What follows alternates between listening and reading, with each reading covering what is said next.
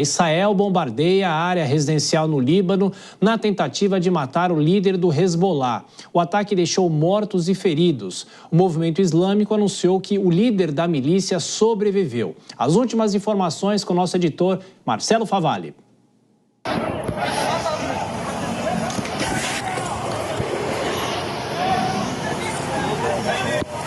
A notícia foi o principal destaque das redes de televisão de Israel. No entanto, o estado de saúde de Hassan Nasrallah é incerto. Uma reportagem do Canal 12 disse que as forças de defesa de Israel tinham a informação de que o chefe do Hezbollah estava no complexo de prédios atacado por mísseis. Uma fonte próxima ao movimento islâmico anunciou que Nasrallah estava bem após a operação militar e acrescentou que 6 edifícios foram destruídos. Os dois lados do conflito seguem com a guerra de retóricas. Oficial mesmo foi o relatório do Ministério da Saúde libanês, que reportou 2 mortos e 76 feridos no episódio. Os ataques, ouvidos em toda a cidade, provocaram enormes nuvens de fumaça sobre o sul densamente povoado de Beirute, o principal reduto do Hezbollah. O exército de Israel garantiu ter realizado um ataque preciso ao quartel-general do grupo, mas ao ser questionado sobre o sucesso da operação, disse que não iria comentar a respeito. A série de ataques israelenses que atingem os subúrbios ao sul da capital começaram semana passada. O objetivo da ofensiva é neutralizar depósitos de armas e o comando militar do Hezbollah. O bombardeio desta sexta-feira aconteceu quase simultaneamente ao pronunciamento de Benjamin Netanyahu na Assembleia Geral da ONU, em Nova York. No discurso, o primeiro-ministro israelense mencionou as bênçãos de uma reconciliação entre árabes e judeus, mas exaltou os avanços de suas tropas em direção ao território libanês. Just this week, the IDF destroyed large percentages. Só nesta semana, o exército de Israel destruiu grande parte dos foguetes do Hezbollah, construídos com financiamento do Irã por 3 décadas. Nós matamos comandantes militares que não somente derramaram sangue israelense, mas americanos e franceses também. E depois matamos os substitutos e os substitutos dos substitutos. Vamos continuar enfraquecendo o Hezbollah até cumprir nossos objetivos. No salão, que foi criado para se discutir mais a paz do que a guerra, aumentavam as delegações que saíram do plenário quando Netanyahu fez ameaças ao Irã. Na linguagem da diplomacia, quando o público deixa de ouvir o discurso, é porque o capital político do orador está bastante esvaziado. Bom, Marcelo Favalli, a guerra vai tendo uma escala cada vez maior, agora esse ataque nesta sexta-feira, e eu te pergunto o mapa desse conflito. Boa noite, bem-vindo. Boa noite, Thiago, boa noite a todo mundo que nos acompanha. A gente tem que olhar justamente para o mapa, para a gente entender essa troca de disparos. É uma resposta de Israel que continua dizendo que tem o direito de se defender, primeiro do ataque do Hamas em 7 de outubro, algo que está para completar um ano, em pouco aí, menos de uma semana, e também agora com o Hezbollah no norte do país, no norte de Israel, no sul do Líbano. Só que, claro, nós estamos falando de uma guerra assimétrica. Existe uma desproporção de forças.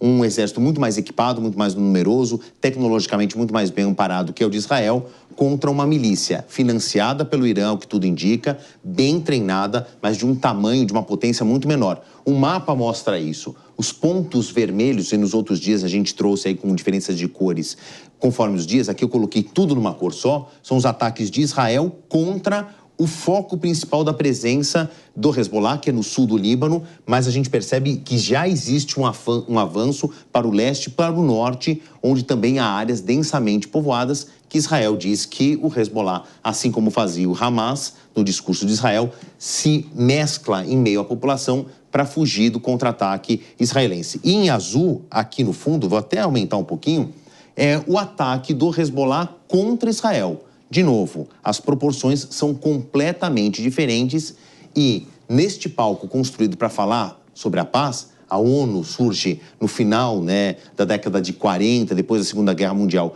para que não houvesse uma terceira guerra mundial, para que as diferenças e rusgas fossem resolvidas no campo diplomático. Hoje o Netanyahu foi falar de guerra, então por isso as delegações saíram em peso do discurso. Ele já estava bem esvaziado, mas ficou um plenário completamente vazio, praticamente vazio, depois que ele fez ameaças duras e mostrou que a guerra vai se intensificar.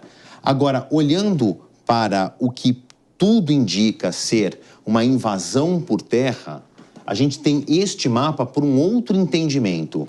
Aqui, essa área, que é justamente depois da fronteira de Israel, já no Líbano, eu deixei aí numa cor mais escura, é uma faixa de terra que, dependendo do ponto, ela varia entre 7 e 10 quilômetros até o rio Litani, onde o Hezbollah construiu as suas bases, seus pontos de lançamento de foguetes e mísseis para Israel, onde pequenas construções servem de abrigo para pequenas tropas do Hezbollah, e essa área aqui está sendo fortemente bombardeada. Vejam que ela coincide com esses pontos de ataque. Por quê?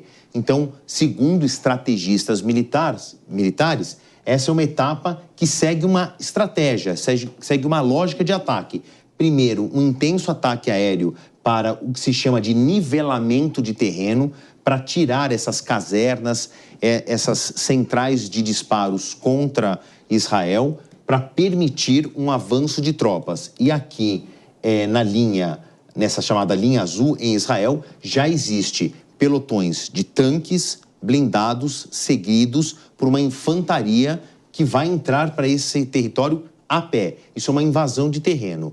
Israel disse que vai fazer, não claramente, mas nas entrelinhas do discurso, e que diariamente ou o ministro da Defesa ou o porta-voz do Exército vem a público dizendo que a guerra tem um outro ponto de gravidade, um outro ponto de centro. A gente entende, pela posição das tropas, por esse nivelamento de terreno, pela concentração do bombardeio, que é uma fase, aí, uma chamada ponta de lança, acompanhado de outros momentos, que são bombardeios, por exemplo, na região metropolitana de Beirute, visando atingir diretamente uma linha de comando. Netanyahu fala, matamos os líderes, os substitutos e os substitutos dos substitutos do comando de liderança. A grande pergunta que vai se repetir até o final da semana, né? Durante o final de semana, Tiago, onde está e como está Hassan Nasrallah, que é o líder público notório, é quem vem a público falar em nome do Hezbollah, é o líder da milícia armada do Hezbollah, estava no alvo, aparentemente ferido, não há detalhes, a gente não sabe se ele está gravemente ferido, se ele vai sobreviver, mas que este ataque ao líder, aos comandos, esta área de nivelamento vai ter resposta do Hezbollah, de acordo com o próprio Hezbollah. A questão é a seguinte, né? Primeiro, tem todo aquele discurso da guerra. A gente não sabe se ele foi ou não foi atingido. Isso daí a gente vai saber nos próximos dias. Mas a questão da morte de civis, né? Independente do que eles estão disputando ou brigando, você tem a morte de civis, porque Beirute é uma grande cidade, né? Exatamente. Não só é a maior cidade, também é a capital. Ainda sofre com a explosão de 2020 de produtos mal armazenados, mas também tem uma teoria que era um ponto de estoque de armas do Hezbollah, mas de fato acaba com a espinha dorsal da economia libanesa, que era o porto, foi destruído e ainda não foi construído. É um caso que já se passa 4 anos, daqui a pouco completa 5, porque foi no começo do ano. Isso gerou uma crise política que ainda não se resolveu, né? Ainda se fala de um governo interino depois desses 4 anos, e aí poder não deixa vácuo, né? Quando existe uma instabilidade, alguém pega esses espaços, e eu estou falando, obviamente, do Hezbollah. Mas para chegar no que o Tiago falava, população civil. Os mortos já estão na casa das centenas, passam de 600, os feridos na casa do milhar, e aí os refugiados. Sempre há refugiados. Eu vou voltar no outro mapa para intensificar. Numa conta muito rasa, muito baixa e muito modesta, nós estamos falando de pelo menos 10 mil pessoas nesse primeiro momento que fugiram dessa área. Mas também não tem muito para onde ir, Porque lembremos do que eu estava falando, de um país pobre, arrasado, com problemas financeiros e políticos, mesmo indo para a capital, que ainda é a parte mais rica, ainda tem problemas. Aqui a gente está falando de cidades menores, vilarejos, quando está na fronteira da Síria. As pessoas que estão saindo do sul não têm muito abrigo. A Jordânia e a Síria está em guerra civil há 12 anos, né? Está recebendo refugiados, está mandando remédios para o Líbano. Então, nós estamos falando de um Estado já destruído, tentando atender outro. Então, a situação é muito complicada. A gente vai ouvir muito disso, infelizmente. Civis mortos, civis feridos e muitos refugiados. E a gente sempre falava de um possível cessar-fogo, né, na expectativa do conflito entre Israel e o Hamas, mas agora tudo se inverte, né? Ou seja, a possibilidade disso se ampliar, será que os outros países entram nisso daí? É esperar para ver. Tiago, o palco da diplomacia mundial está aceso, né? As luzes estão voltadas para a ONU, na sede de Nova York. As delegações do mundo inteiro estão se reunindo aí numa semana muito importante para a diplomacia e para as relações internacionais. Estados Unidos, Reino Unido foram os primeiros a pedir um cessar-fogo de 21 dias. Não é uma trégua, não é uma paz, é uma paralisação nas hostilidades pelos dois lados, Israel e Hezbollah. 21 dias para quê?